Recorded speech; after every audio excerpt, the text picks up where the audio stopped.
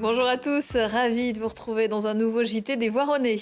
Vous les croisez tous les jours avec indifférence, mépris ou parfois trop d'amour, les pigeons. On en parlera avec mon invité Bernard Grandcamp. Il est conseiller municipal à Voiron, délégué à la prévention des incivilités liées au cadre de vie. La ville vient de mettre en place un pigeonnier contraceptif dans le jardin de ville. Dans quelques minutes, il nous expliquera pourquoi et comment ça fonctionne. Mais avant cela, le sommaire et l'actualité de la semaine. Il y a 100 ans et quelques jours, la signature de l'armistice de la Première Guerre mondiale. Comme dans toute la France, Voiron organisait une cérémonie commémorative devant le monument aux morts dans le jardin de ville.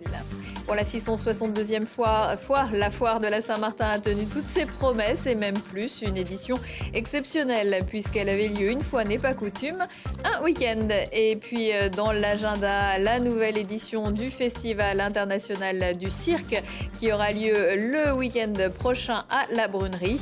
Et puis on ira au Grand Angle pour un spectacle de danse pour terminer par le concert de Lenny Kim. Dimanche 11 novembre à 11 h, les cloches de toute la France ont sonné pour marquer le centenaire de l'armistice de la Première Guerre mondiale. Et à Voiron comme ailleurs, des dizaines d'habitants, petits et grands, se sont recueillis devant le monument aux morts, dans la quiétude du jardin de ville. Un moment d'émotion pour toutes les générations et une leçon d'histoire. On vient de vivre un grand moment empreint d'émotion parce que le centenaire de la fin de la Grande Guerre, ça reste une date qui à la fois est lointaine pour la plupart d'entre nous, mais qui en même temps reste à mémoire d'homme. On a à Voiron encore 10 centenaires qui sont parmi nous, qui ont vécu ce moment. Et c'était important de voir que des Voironnais sont venus nombreux pour assister à cette cérémonie, en présence de beaucoup d'enfants, notamment ceux de nos écoles, pour leur faire passer le souvenir. Le centenaire, c'était une cérémonie exceptionnelle, avec un peu plus d'envergure que d'habitude, bien entendu, compte tenu des circonstances. Mais pour autant, on continuera d'être présent devant le monument mort tous les 11 novembre, comme nous le sommes le 8 mai, comme nous le sommes le 5 décembre, comme nous le sommes le 19 mars, pour commémorer les différentes dates des conflits qui ont jalonné l'histoire de la France. Il ne faut pas que ça s'émiette, il ne faut pas que le centenaire marque le terme de quelque chose. Au contraire, ça doit être le regain d'intérêt pour les manifestations mémorielles de ce type. Notre doyenne aujourd'hui à Voiron a 106 ans. Donc elle avait 6 ans quand l'armistice a été sonné. Mais malgré tout, ça nous montre quand même que voilà, ce qui nous paraît éloigné depuis notre génération l'est finalement pas tant que ça, parce que c'est rien d'autre que la génération de nos grands-parents, voire de nos arrière-grands-parents. Il y a une vie après le cancer. Tremplin Sport Formation accueillera mardi 20 novembre sur le campus de la Brunerie le premier forum des séjours post-cancer. À l'initiative des associations Passage envers corps, à force d'envie et Entre ciel et mer. L'événement qui propose des conférences, des témoignages, des réflexions rassemblera des spécialistes, des patients, mais aussi vous, si vous souhaitez y assister. Un événement gratuit et ouvert à tous de 9h30 à 14h. Chaque année, les Voironnais et même tous les Isérois l'attendent avec impatience, la foire de la Saint-Martin. Les 10 et 11 novembre tombent cette année un samedi et un dimanche, qui plus est sans pluie. C'est peu de dire que les 500 exposants affichaient un sourire radieux, notamment sur les stands des associations. Mathias Araez et Raphaël Griffon. Si certains en ont vécu quelques éditions, pour d'autres c'est peut-être une première. Depuis 1356, la Saint-Martin a vu défiler des générations de Voironnais. Sans nécessité de se réinventer, ce rendez-vous à l'aube de novembre reste ancré dans le paysage du territoire. Vous venez chaque année à la Saint-Martin? Oui, chaque année on ne l'oublie jamais. Ça fait 2 fois qu'on vient, donc on avait trouvé ça sympa la première fois et du coup voilà, on revient quoi. C'est la deuxième. Voilà, et c'est toujours un moment très sympa. Tous les ans, moi c'est tous les ans depuis que je suis petit parce que j'habite à Voiron, donc c'est vrai que c'est un moment qu'on attend tous en tant que Voironnais, ouais. C'est vraiment sympa. Un moment très attendu aussi bien par les habitants que par les associations. Pour les 52 présentes avec des stands, c'est l'occasion de booster le budget de fonctionnement. Les événements que crée le club, que ce soit le loto, la Saint-Martin, la soirée du foot ou un tournoi de jeunes au mois de juin, c'est quand même c'est le deuxième poste de ressources en termes d'événementiel hors sportif pour le club. Pour pouvoir faire jouer ces gamins-là, ces jeunes filles et ces garçons, il faut gagner de l'argent et il faut trouver des bonnes idées. Et la Saint-Martin, c'est une des plus belles recettes justement pour l'organisation et le fonctionnement du club. Faire la fête en étant utile à la bonne santé des associations sportives. En 2 jours de festivités, si le temps est clément, les plus grosses buvettes peuvent encaisser jusqu'à 17 000 €. Et la fête foraine de la Saint-Martin continue son manège jusqu'au 19 novembre. Dimanche, le PVBC était également à la Saint-Martin pour son traditionnel stand des huîtres, mais aussi et surtout pour fêter la victoire la veille au soir de l'équipe 1 contre la Tronche. D'autant que lors des derniers derbys, c'était plutôt le BCTM qui prenait l'avantage, mais samedi, les Voironnaises ont mis le paquet. Oui, c'est un match qu'on a toujours dans le coin de la tête dès le début de la saison quand même.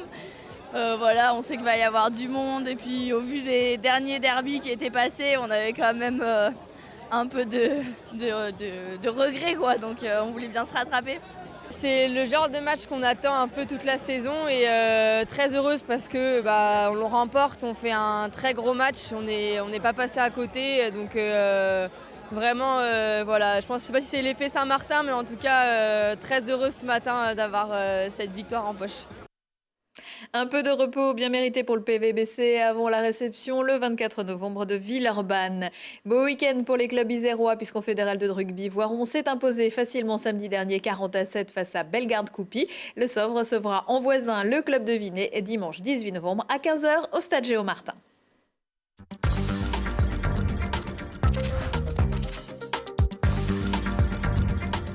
On n'est pas des pigeons, ce n'est pas parce que cette espèce de volatile n'est pas forcément appréciée en ville qu'il faut se montrer cruel avec elle, avec eux. Bernard Grandcamp, bonjour. Bonjour. Vous êtes conseiller municipal à Voiron, délégué à la prévention des incivilités liées au cadre de vie. Un pigeonnier contraceptif vient d'être installé dans le jardin de ville. Première question toute simple, c'est quoi un pigeonnier contraceptif ? Le pigeonnier contraceptif, effectivement, c'est tout simple. C'est un pigeonnier où on va faire les contrôles des naissances pour pouvoir réguler donc, cette prolifération de pigeons dans Voiron. Donc, on va expliquer le fonctionnement. Voilà. Est-ce qu'il y a beaucoup de pigeons à Voiron ? Alors sur Voiron, oui, on a estimé entre 500, 600, on ne peut pas vraiment dire parce que ça se déplace quand même assez rapidement. Pigeons donc, sur le cœur de ville, donc c'est une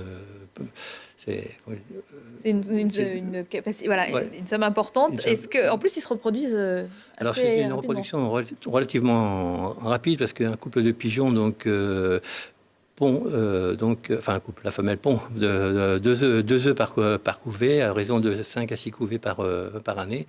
Donc minimum entre 10 et 12 pigeons par couple, à savoir qu'un pigeon, donc à terme, donc entre 5 et 6 mois de maturité, donc est capable de se reproduire. Donc c'est exponentiel donc, au niveau du nombre. Et ce qui est assez notable pour être souligné, c'est que les pigeons sont très fidèles. C'est toujours le même couple. Tout à fait, oui. Alors, ce pigeonnier, on va en parler tout de suite. Qui l'a fabriqué, ce pigeonnier ? Alors le pigeonnier, donc, il a été fabriqué par les services techniques de la ville, notamment donc la menuiserie, où je tire mon chapeau parce qu'ils ont fait donc un pigeonnier vraiment magnifique, qui s'intègre bien dans le cadre du parc, c'est ce qu'on avait souhaité. C'est un pigeonnier donc, qui fait quand même pratiquement 5 mètres de haut, sur 2,20 mètres par 2,20 mètres de large, donc il y a une capacité de 96 nids, donc pratiquement 200 pigeons à mettre à l'intérieur. Donc c'est un bâtiment. Donc, oui, c'est un vrai bâtiment, c'est une vraie petite maison. C'est pas un jeu pour les enfants. Voilà. Donc on ne se trompe pas. Pour quel coût ? Alors c'est un coût qu'on peut estimer donc aujourd'hui donc en coût de matériaux matériels donc, à 12 000 euros. Donc il faut quand même préciser que la facture de la manœuvre a été réglée par les services techniques entre parenthèses puisque le travail estimé donc est de 200 heures. Donc en théorie il faudrait rajouter donc à ce coût de pigeonnier donc environ 6 000 euros pour en faire un coût global d'à peine 18 000 euros. En totalité, sur un budget prévisionnel qui avait été voté donc, au conseil municipal, donc une enveloppe de 30 000 euros. Donc, alors le pigeonnier est bien là, mais on le voit, les pigeons ne sont pas encore à l'intérieur. Où sont-ils ? Voilà, donc les pigeons ne sont pas encore là, puisque j'ai eu les clés donc, du pigeonnier. On m'a remis les clés la fin de semaine dernière. Donc là, donc, avec Daniel Winter, qui est donc piégeur agréé donc, par la préfecture et qui va s'occuper bénévolement donc, du pigeonnier. Donc, on va voir avec lui pour mettre dans le courant de la semaine prochaine ou plus tard dans 15 jours, donc rapatrier donc, les pigeons qu'on avait déjà piégés ensemble dans le centre de la ville. Donc une 60aine de pigeons qui sont déjà partis en vacances entre guillemets donc sur Saint-Marcelin pour se déshabituer du centre-ville. On va les remettre dans le pigeonnier actuel pour environ un mois et demi. Et lorsqu'ils seront bien habitués donc, au pigeonnier préciser quand même que les pigeons donc, vont être nourris, bien sûr. Nourris, logés, blanchis. Voilà, blanchis. Alors comment ça fonctionne ce pigeonnier? On voit qu'il y a des cases, il y a des coupelles. Alors les coupelles, ce sont des nids. Donc il va y avoir deux mangeoires dans plus l'abreuvoir. Donc tout autour sont disposés donc, des nids où les couples donc, prendront leur quartier, si je puis dire, pour vivre dedans. Quoi. Donc c'est 60 pigeons, donc en particulier. Notamment, ce sont presque tous des mâles, à peu près une cinquantaine de mâles, une dizaine de femelles. Parce que les femelles sont beaucoup plus difficiles à attraper, que les mâles. Donc le souhait, c'est que ces mâles ramènent les femelles. Les femelles, et donc pour remplir le pigeonnier. Donc ils vont rester 1 mois dans ce pigeonnier. Après. Voilà. Et donc après, on va ouvrir donc les grilles et donc ils seront libres d'accès. Voilà. Donc comme ils auront donc le gîte, le coucher, tout, donc l'ensemble. Mais après, l'idée, c'est qu'on ne se limite pas à ces 60 pigeons. Bien sûr que non. Donc on attrape de nouveau des pigeons? Non, ce sont ces 60 pigeons qui, en fin de compte, vont communiquer entre eux et vont faire passer le message. Vont faire passer le message, et donc les autres vont finir d'eux-mêmes. On l'espère, vont faire d'eux-mêmes Est-ce que vous les baguez, ces pigeons? Alors, bien sûr, ces pigeons seront bagués, identifiés, donc à la patte gauche pour les mâles, patte droite pour les femelles, donc une bague rouge et une bague jaune, et ce qui permettra de contrôler donc l'évolution des pigeonniers, des pigeons, parce que tous ceux qui ne seront pas bagués, donc ce sera un apport nouveau pour nous. Et donc ils seront contrôlés, vérifiés. On fera des prélèvements pour voir l'état de santé aussi de l'animal. Alors, on rappelle, avant de terminer, qu'il est interdit de nourrir les pigeons. Bien sûr que... On s'expose à une amende. En dehors du parc, oui, où nous tolérons donc, le nourrissage des pigeons, au cœur de ville, donc il est formellement interdit de nourrir les pigeons. Merci beaucoup. Merci Bernard Grandcamp. On fera un petit bilan de ce pigeonnier contraceptif dans quelques mois. Merci.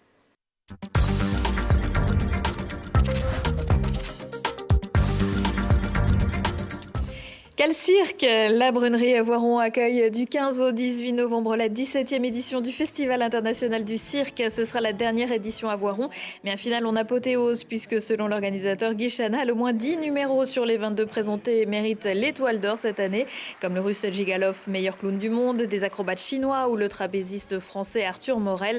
Côté jury, le président Gérard Louvain, mais aussi Laurent Luyat, Bernard Lecoq, David Douillet, Francis et Gersande Perrin. Après moi, le déluge, Thierry Malandin présente son nouveau spectacle Noé le mardi 20 novembre au Grand Angle de Voiron. Le chorégraphe Biarro aborde des thèmes qui lui sont chers, comme l'humanité et son devenir, le destin ou l'environnement. Aucun animal dans cette arche de 22 danseurs, même pas de pigeons, si ce n'est un corbeau et une colombe, où le déluge est vu comme la possibilité d'une régénération. Et puis toujours au Grand Angle, le 16 novembre, ce sera Lenny Kim. Le jeune chanteur canadien a été révélé en France par The Voice Kids ou Danse avec les stars. Un spectacle énergique et pétillant, comme sera, je l'espère, votre semaine. Merci de nous avoir suivis et à bientôt.